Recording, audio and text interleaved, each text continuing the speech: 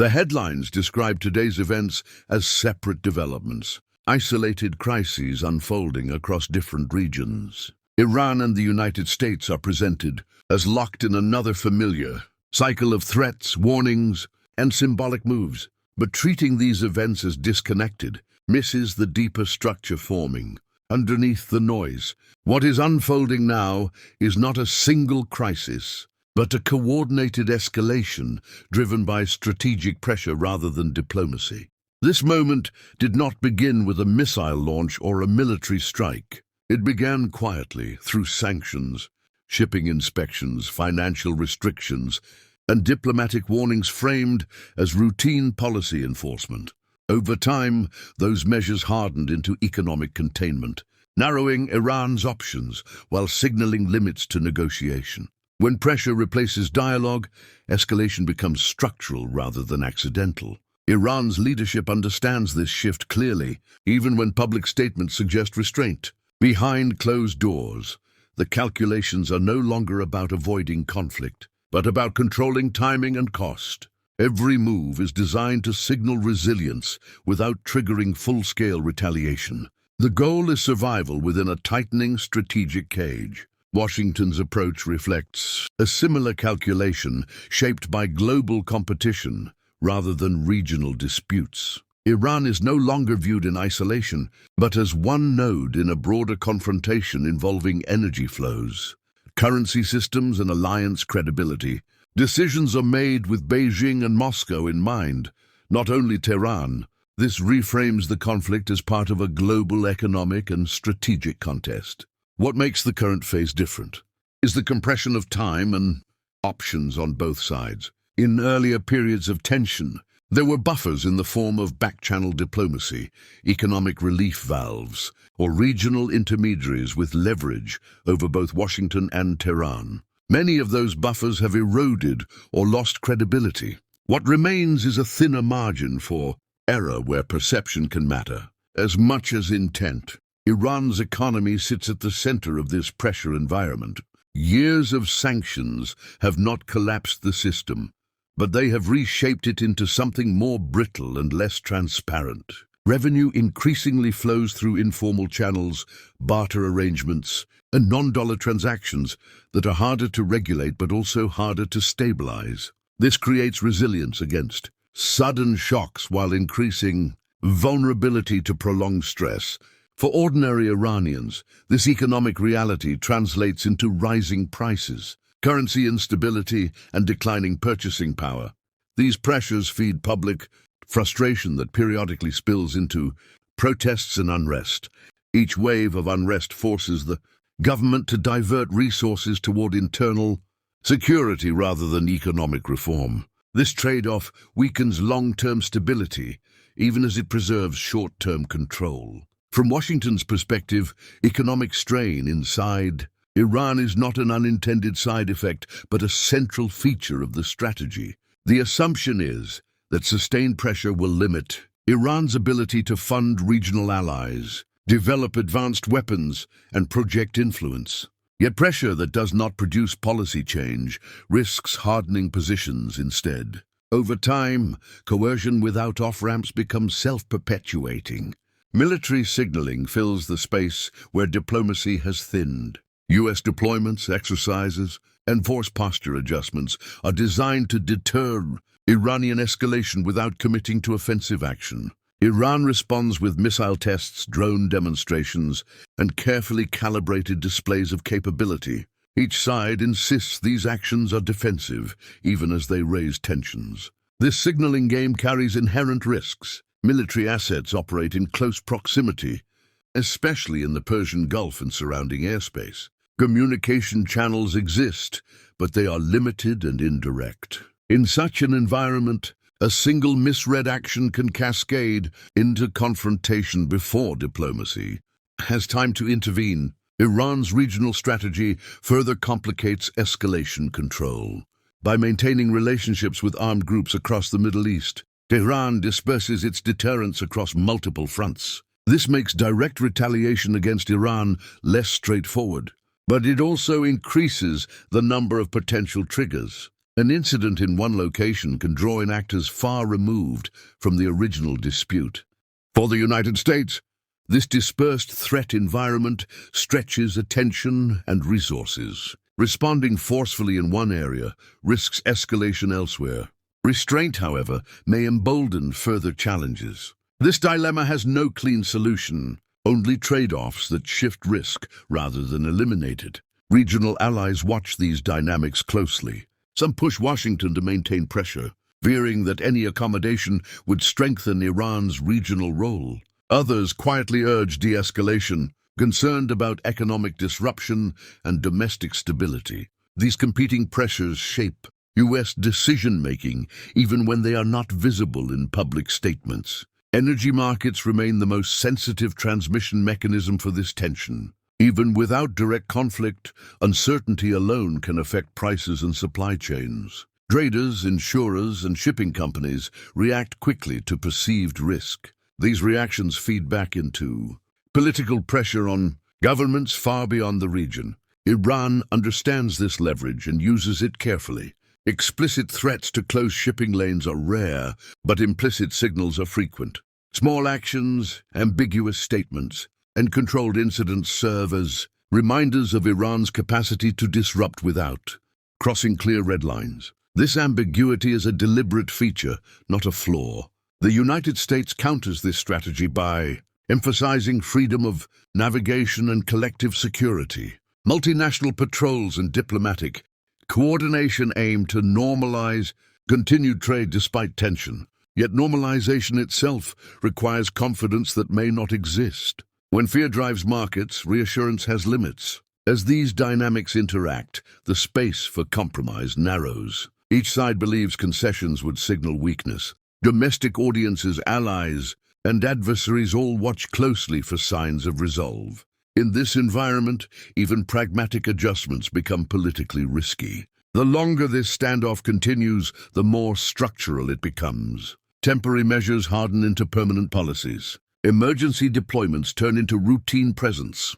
What began as crisis management evolves into a new normal of sustained confrontation. This does not mean war is inevitable, but it does mean peace is no longer the default outcome. Avoiding escalation requires active management, constant signaling, and restraint under pressure. History suggests that such conditions are difficult to sustain indefinitely. What ultimately determines the direction of this confrontation is not a single decision, but an accumulation of choices made under pressure.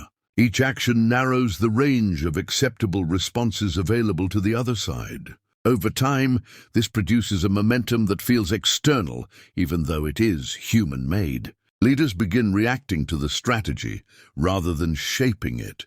Iran's internal decision-making is shaped by institutional memory. The leadership remembers previous confrontations where compromise failed to deliver promised relief. That memory reinforces skepticism toward negotiations that lack enforceable guarantees. As a result, Iran prioritizes deterrence over trust. This does not mean Iran seeks open war. War would threaten regime survival and risk uncontrollable domestic consequences. Instead, Tehran seeks a balance where pressure is costly for its adversaries, but manageable for itself. This balance, however, is inherently unstable. The United States faces its own constraints. Domestic politics limit flexibility, especially during periods of electoral competition or legislative gridlock. Any perceived concession can be framed as weakness by political opponents. This incentivizes symbolic toughness over quiet compromise. Military planners on both sides understand these political realities. As a result, force posture becomes a language of signaling rather than preparation. For immediate combat, exercises, deployments, and alerts are choreographed messages meant to influence perception. Yet perception is subjective and easily misinterpreted. Technology further complicates the equation. Drones, cyber operations, and electronic warfare blur the line between peace and conflict. Actions can be deniable, reversible, and ambiguous. This ambiguity allows escalation to occur incrementally without a clear starting point. Cyber operations are especially destabilizing. Infrastructure can be disrupted without visible destruction or attribution. Retaliation becomes difficult to calibrate because intent is unclear. This creates a cycle where restraint feels like vulnerability. The regional environment amplifies these risks. Neighboring states host foreign bases, transit routes, and critical infrastructure. Any escalation would quickly involve actors who are not direct participants in the original dispute. Containment becomes exponentially harder once additional players are drawn in. Economic pressures continue to accumulate beneath the surface. Sanctions enforcement tightens, compliance costs rise, and grey market adaptations become less efficient over time. Iran's economy adjusts, but adjustment comes at the cost of growth and innovation. Long-term stagnation becomes the price of short-term survival. Meanwhile, global markets absorb uncertainty unevenly. Energy-importing nations feel immediate exposure. Exporters face volatility that complicates planning and investment. These ripple effects generate diplomatic pressure on Washington to stabilize the situation. China and Russia watch closely but intervene selectively. Both benefit from American distraction and regional instability that increases their leverage. At the same time, neither seeks uncontrolled escalation that could disrupt global trade. Their involvement remains calibrated and indirect. This external positioning reinforces Iranian confidence that it is not isolated. Diplomatic backing, economic alternatives, and political alignment provide a partial buffer against pressure. But buffers are not shields. They reduce impact without eliminating risk. The longer the standoff persists, the more each side invests in managing it rather than resolving it. Bureaucracies adapt to tension as a permanent condition. New doctrines emerge that assume rivalry rather than reconciliation. At that point, change becomes institutionally difficult. Public narratives harden alongside policy. Media framing emphasizes inevitability and threat. Audiences become conditioned to expect confrontation. This narrows the political space for de-escalation even further. Despite this, outcomes are not predetermined. Strategic shifts can occur abruptly when costs exceed expectations. Economic shocks, regional crises, or leadership changes can alter calculations overnight. History is shaped as much by surprise as by planning. What matters now is not who escalates first, but who controls escalation best. The ability to pause, signal restraint, and reopen channels will define the next phase. Whether that ability still exists is the central question, and the answer remains uncertain. As pressure accumulates, attention shifts from intentions to capabilities. Analysts begin asking not what each side wants, but what each side can endure. This shift matters because endurance favors different strategies than persuasion. Once endurance becomes the metric, compromise loses value. Iran has spent years preparing for this type of environment. Its military doctrine emphasizes dispersion, redundancy, and asymmetry rather than dominance. Assets are designed to survive initial strikes and continue operating under degraded conditions. This posture reduces the effectiveness of conventional deterrence. The United States retains overwhelming conventional superiority. Precision strike capability, intelligence dominance, and global logistics provide unmatched reach. But superiority does not automatically translate into control over outcomes. Complex regional environments dilute even the strongest advantages. This asymmetry creates a paradox. The side with greater power has more to lose from miscalculation. The side under pressure may accept higher risk because alternatives appear worse. This imbalance increases the danger of unintended escalation. Red lines become increasingly ambiguous. Publicly stated limits are often flexible in practice. Private thresholds may differ from official declarations. When red lines are unclear, deterrence weakens. Naval encounters illustrate this risk vividly. Close approaches, shadowing maneuvers, and electronic interference occur with growing frequency. Each incident tests restraint and discipline at the tactical level. Strategic stability depends on individual decisions made in seconds. Iran's regional allies factor into these calculations. Their actions can provide Tehran with plausible deniability. They can also act independently based on local dynamics. This autonomy adds uncertainty to escalation management. For Washington, attribution becomes a recurring challenge. Determining responsibility quickly and credibly is difficult. Delayed responses risk appearing weak. Rapid responses risk misidentification. Economic warfare continues in parallel. Financial institutions tighten compliance. Shipping insurers raise premiums. Trade becomes more expensive even without formal embargoes. These costs accumulate globally. Developing economies face inflationary pressure. Energy importers adjust budgets. Political leaders confront domestic backlash from rising prices. This external pressure feeds back into strategic decision-making. Governments facing domestic unrest become less tolerant of prolonged uncertainty. Calls for decisive action grow louder. Stability becomes a political liability. Diplomatic channels remain open but constrained.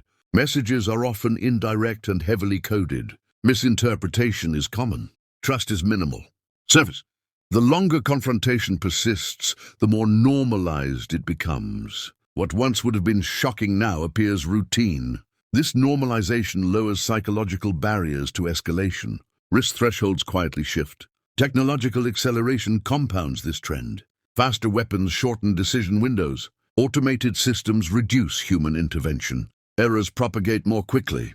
Cyber domains remain the least visible but most active front. Disruptions can occur without attribution. Escalation ladders are poorly defined. Restraint relies largely on self-interest. In this environment, crisis management replaces conflict resolution. The objective becomes avoiding catastrophe rather than achieving agreement. This is a fragile equilibrium. It can hold, but only with constant effort.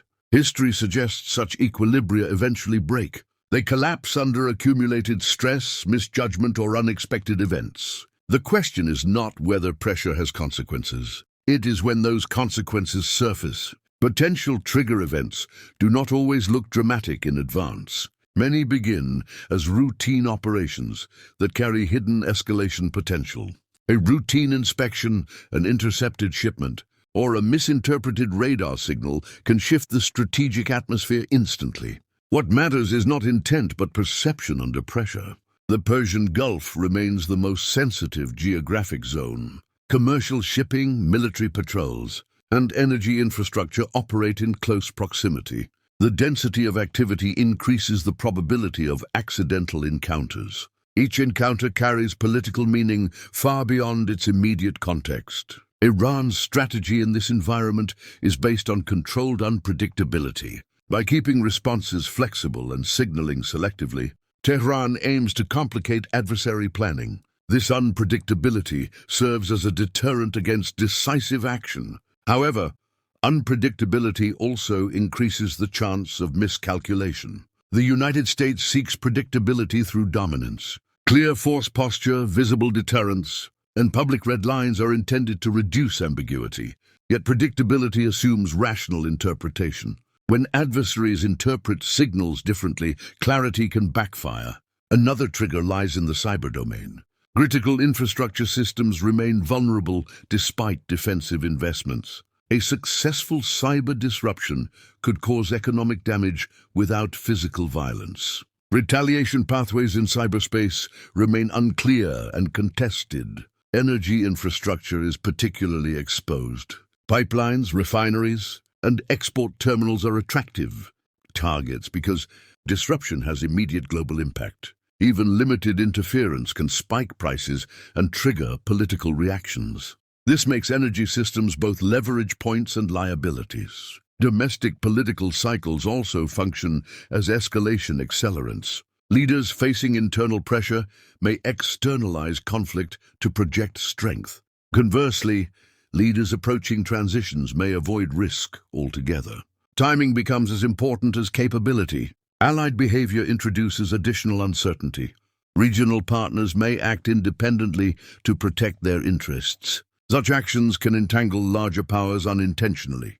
Control over escalation weakens as the number of actors increases. Information warfare shapes public expectations. Narratives of inevitability harden opinions. Once publics believe conflict is unavoidable, restraint appears naive. This psychological shift narrows leadership options. Markets respond faster than governments. Financial volatility often precedes diplomatic movement. Sudden shifts in investment patterns act as early warning signals. Yet markets cannot prevent escalation, only react to it. Over time, crisis management consumes institutional bandwidth. Long-term planning gives way to short-term stabilization. Strategic vision erodes under constant urgency. This creates blind spots that adversaries can exploit. The absence of trust magnifies small actions. Signals meant to reassure are questioned. Signals meant to warn are exaggerated. Communication becomes performative rather than informative. Despite these risks, deliberate restraint still exists. Both sides understand the catastrophic cost of uncontrolled escalation. That understanding acts as a brake but not a guarantee. Rational fear competes with political momentum. What breaks such standoffs historically is not strategy failure, but cumulative stress. Systems under constant pressure eventually fracture. The fracture point is rarely where analysts expect it, and when it happens, response time is limited. Looking ahead, the most likely future is not immediate war, but prolonged confrontation managed through pressure and restraint. This path is costly, unstable, and exhausting for all parties involved. It prioritizes control over resolution and deterrence over trust. Such a future avoids catastrophe while guaranteeing uncertainty. Another scenario involves limited escalation, followed by negotiated de-escalation. A controlled crisis could shock decision-makers back toward dialogue. History shows that major agreements often follow moments of extreme risk, but relying on crisis as a catalyst is inherently dangerous. A third outcome is gradual realignment rather than resolution. Iran deepens integration with non-Western systems. The United States adapts by consolidating alliances and tightening economic blocs. The global system fragments further along strategic lines. In all scenarios, the cost is borne not only by governments, but by populations. Economic instability, energy volatility, and regional insecurity ripple outward. Distant countries feel the consequences of decisions made in closed rooms. No conflict remains contained in a globalized world. What makes this moment decisive is not a single action, but the accumulation of unresolved pressure. Strategies designed for leverage can become traps. Systems built to coerce can lose flexibility, and deterrence without dialogue can drift toward inevitability. The Iran-US confrontation is no longer just a regional issue. It reflects a broader transformation in how power is exercised in the modern world. Economic tools now carry military weight. Infrastructure, finance, and trade have become instruments of conflict. Understanding this reality requires looking beyond headlines. It requires tracing connections between markets, alliances, and strategic geography. When these connections are ignored, outcomes appear sudden and irrational. When they are understood, patterns become visible. This story is still unfolding. Decisions made quietly today will shape stability tomorrow. The future remains open, but the margin for error is thin. What happens next depends on restraint, calculation, and the ability to step back from momentum.